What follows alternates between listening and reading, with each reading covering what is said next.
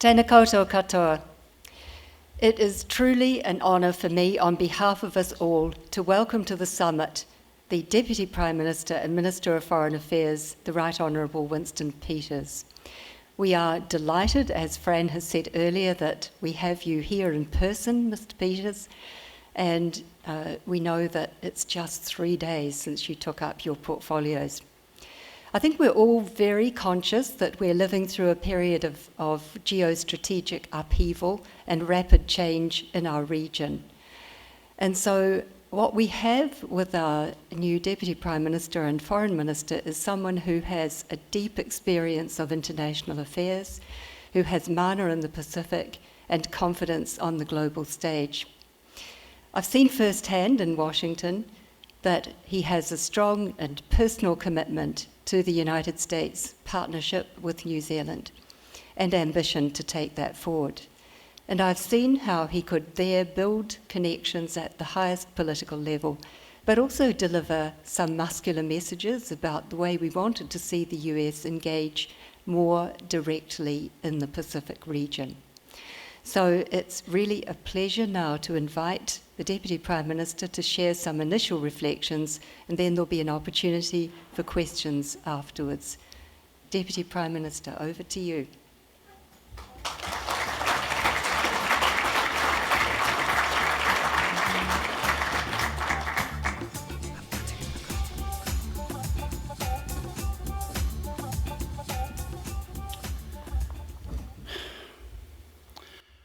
Good morning, everybody, and thank you, Rosemary, for your warm introduction, and to Fran and Simon for this chance to make some brief comments about New Zealand's relationship with the United States.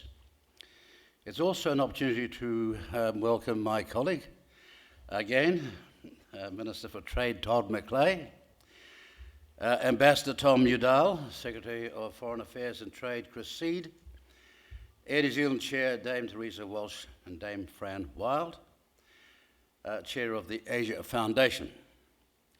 Now, distinguished guests, there are few relationships that matter more to New Zealand than our relationship with the United States. We share a special connection, for we both retain democratic traditions that have stood firm despite the global upheavals that we have faced. Our institutions are founded on democratic values, respect for human rights, freedom of speech and assembly, and free and fair trade. Promoting and maintaining the rule of law is the defining feature of both of our political systems. These strong foundations see our countries as only 2 of 9 in total that have held continuous democratic elections since 1854. Just 9 of us, and we are 2. This achievement should never be forgotten, nor ever be taken for granted, particularly at this point in time in our histories, both here and in the United States. It's too precious because democracy is a fragile flower, and it needs constant nourishment and the care to maintain the conditions for our societies to flourish. Because of these common values and democratic traditions, it's hardly surprising that our global interests so often correspond, and that we have repeatedly worked together in times of international crisis and in the face of major global challenges, and we will continue to do so. Ever since Thomas Jefferson, American eyes have gazed westward, something familiar to Ambassador Udall and his family's journey west to the 4 corner states. Further west lies the vast blue continent in which we live. And from the first American ships that visited here in the 1790s to Allied efforts to liberate the Pacific in the 1940s, our enduring Pacific connections form deep points of connection between Wellington, Honolulu, and Washington, D.C. When last Foreign Minister, in a speech hosted by Georgetown University in December 2018, we urged the United States to renew its focus on the blue Pacific continent because of the development needs here, the increasingly severe impacts of climate change, the intensified geostrategic competition in our region, and increasing threats to Pacific people's peace, and prosperity. We're pleased to see that renewed focus begin under the last administration and have welcomed the greatly enhanced focus and initiatives pursued by the current one. For example, we warmly welcome the opening of new US embassies in the region. Presence is critical to building enduring relationships in the Pacific. It is in fact the Pacific way. We have joined the US-led partners in the Blue Pacific Initiative, which has been a catalyst for President Biden's hosting Pacific leaders twice in Washington D.C. in recent years. And we'd like to see the return of the US Peace Corps and renewed attention from US aid in the region. And we acknowledge the significant lift in the contribution through the, for example, US Tuna Treaty. And we have welcomed the increased US security commitment to the region. The manner in which the US has engaged with our region has been instrumental in the Pacific's success. The US meaningful, constructive engagement with Pacific regional bodies has helped reinforce and support the Pacific architecture upon which we rely. But there is more to do and not a moment to lose. We will not achieve our shared ambitions if we allow time to drift. We need to raise the energy and intensity we bring to this important relationship, and that is what we intend to do. As a small democracy with deep relationships across the region and focused on regional security and prosperity, New Zealand has a crucial role to play in promoting shared values in our part of the world and in growing economic opportunity and performance. We think there's more we can do together and faster, including to advance shared interests and common values. We seek to strengthen engagement with the US on strategic and security challenges, centered on our common interest in a stable, peaceful, and prosperous Indo-Pacific. We can do this by being deliberate and attentive to New Zealand's contribution to international and regional security challenges, working alongside the US and our many other partners. By New Zealand putting and pulling its weight where we can have the most impact. By encouraging the continued step up in US commitment and engagement in the Pacific and advancing opportunities to work with Pacific countries. And by seeking new opportunities to intensify and contribute to dialogue on strategic and security issues with the United States. Importantly, we want to unlock the potential in our economic relationship and the value this brings to both countries by maximising the value, not just volume, of our bilateral trade, fostering our business-to-business connections and redoubling our efforts to resolve barriers to trade between our countries. We've been waiting since 1939, Ambassador, for a free trade agreement. Since 1939. Working with the US to strengthen supply chains and build our resilience to shocks. Seizing opportunities for collaboration in areas and industries that are key to building a more prosperous and secure future, including critical technologies and space. Ladies and gentlemen, they say there's no votes in foreign policy. Well, for all of you here, that's a tragedy, because we're a country just north of the Penguins, and it's high time we started taking this issue downside more seriously in every respect. There's much work ahead of us. The time for drift is over, and the coalition has hit the ground running. We have the best possible foundation underpinning our shared values, commitments and ambitions in the Indo-Pacific region. We know moving with the speed and intensity requires to meet current challenges is going to require all of us to step up. And the good news is that New Zealand stands ready to play its part. Thank you very much.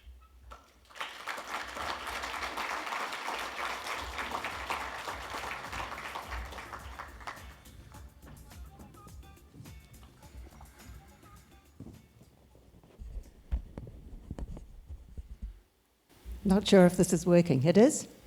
Good. Thank you very much, Deputy Prime Minister. We've now got an opportunity for questions from the room. And in the usual fashion, I'd like to start off, since this is the season of the first 100 days, by asking you, for your first 100 days, what will be your top priorities, not necessarily just for the US relationship, but across the foreign policy agenda? Well, my top priority is to get the money to do the job. Well, you know, I don't want to be talking to people who are big on the lip and slow on the hip. My number one priority right here, right now, is to ensure that Foreign Affairs has got the firepower to do the job in a world in which their efforts are desperately needed. I can recall times of walking in there to this job and seeing us heading towards the lowest in the OECD and making statements about punching above our weight when it was all boulder dash. If we want to be the country we want to be in future, and also it's anti-inflationary. The money you spend offshore will be anti-inflationary inside our economy. But I'll give you all the illustrious and glamorous things I'd like to do, but my job right now is to get the team that we want to work with us in a big world the money it needs to do the job, and modestly so. I almost feel I should pass the microphone to Foreign Affairs and Trade Chief Executive Chris Seed, sitting down here, for an additional comment on getting the money to do the job. Just turning, I know, Deputy Prime Minister, that previously you launched a new approach to our engagement with the Pacific. How do you see the changes in the Pacific over the last few years? Well, our policy was the Pacific Reset, and we at the time said that there's a drift going on and we need to have our eyes wide open. There are concerning developments and vacuums often in political affairs internationally filled with perhaps influences not for the better of the region itself, without pointing to any place. And it was our thesis then that we need to do a whole lot better and far quicker than that, and also bring a new dimension to, might I say it, to the operation, which when something like this, size doesn't matter, respect does. And we expect to be treated by big countries in the same way we treat small countries ourselves, with the same respect and total equality when we're engaging internationally. And I'm alarmed, put my cards on the table, at the vacuum that has developed in the last 3 years. It's palpable, it's there, it's regrettable, and we have to turn that around as fast as we possibly can. And so if we were going anywhere, amongst other things, and all the visits we've got to make and do, but we're looking at those seriously now as how we can get, for the maximum effort, the return of engagement that I think was so critical, whether it's Pacific Island Forum or countries like Solomon Islands or Vanuatu. There's too much going on that we need to be more over the top of. Thank you. Now, travel has been, the question's been posed to the Prime Minister, what are his travel objectives? But of course, you're the Minister of Foreign Affairs. We have to ask you, what will be your priorities and also intentions vis-a-vis the United States? Well, our priority with the United States is to sort of raise it already and take up from where we've been trying since 1939 and get some traction. I mean, we're a small country producing the greatest and finest aluminium in the world. Yeah, the best in the world. And also we've got a small steel production. This is not a threat. And my point to the United States and to other countries is that we're to do our job in the Blue Continent, which is a massive theatre. We need the firepower to be able to do more, and they could help us in that respect. I'm not asking for anything free, but I think we're as respectable as Morocco and Chile is, if I might say so, when it comes to a free trade deal. I just want a fair go. Now, but there's other aspects as well, and I don't want to make a preference here that looks like I'm biased, but the fascinating thing is about India. Why haven't we made more progress? Have we been going about it the wrong way? Are there serious questions with a blank piece of paper we should be looking at to say, we're going to go this time and make some headway, and how do we get there? These are fascinating questions. for a country that has been utterly dependent on trade and the instability that goes with that. We've got to broaden our markets and as fast as we possibly can. And I suppose that's the exciting challenge for Todd and me. Excuse me. One of the areas of focus in recent times has been geostrategic developments that threaten peace and security in our region. And one of the questions that's come in from the audience here is, what about the impact of AUKUS? Where does that leave New Zealand? I rather thought you were going to ask that question. Well, as again, those questions will be better answered in a few days' time or next few weeks.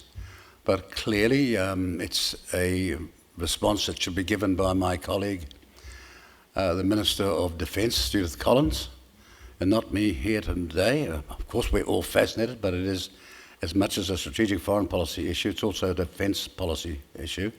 And whilst we've had a serious discussion yesterday, Judith and I, about some aspects, this was only our first meeting, and I'd rather save that in the meantime, other than to say it's something in which the Australians will be looking acutely at us on to see whether we're going to step up.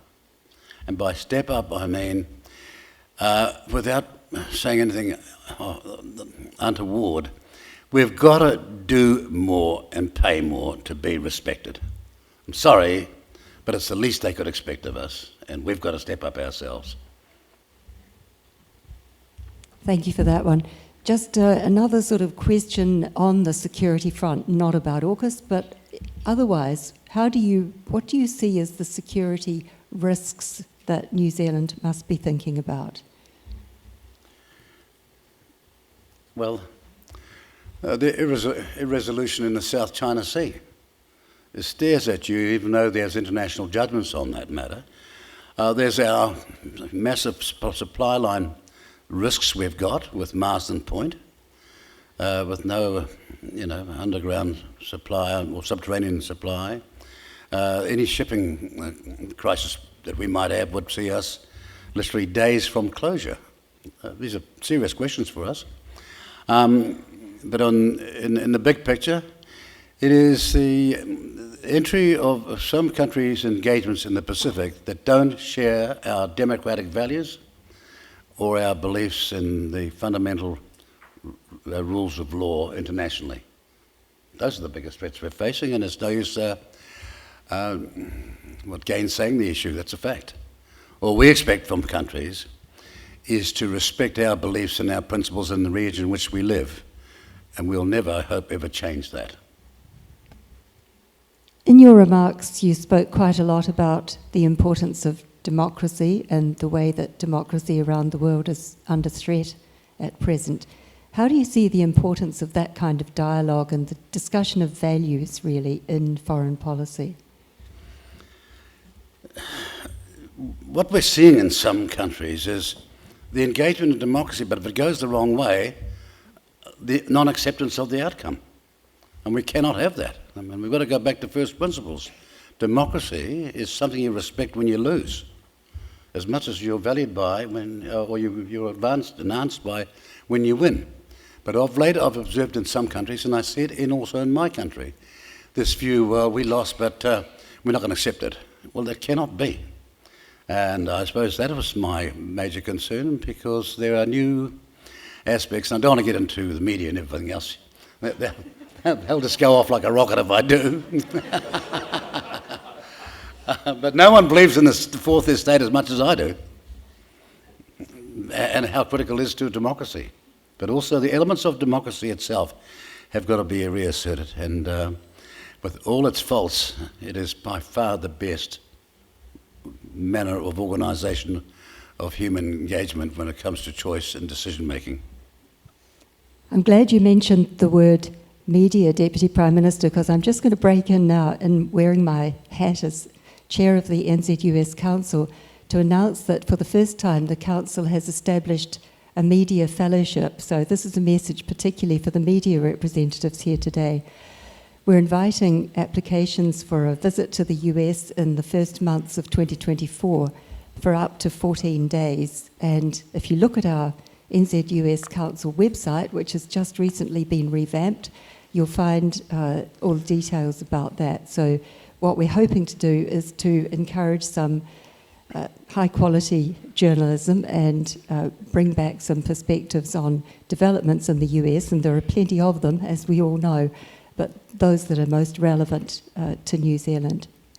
I think we're probably coming to the end of our time, so any last questions from around the room? I've got one more little announcement before we thank the Deputy Prime Minister. I don't see any arms waving. The other thing to mention, and it comes back to the points about the trade and economic relationship that have been emphasised in the first remarks this morning, is that the NZUS Council has commissioned a study on the trade and investment relationship between New Zealand and the United States. This was first done last year, it's just been updated. It again shows that the trade and economic relationship has strengthened over a whole decade, and we'll have more opportunity to talk about that later. And I take the chance to thank Sense Partners, who produced the report, and CEO John Ballingle will speak about it later in the day. So I think this is the moment to thank you very sincerely, Deputy Prime Minister. That's been a really interesting first round. Here we go. Thank you.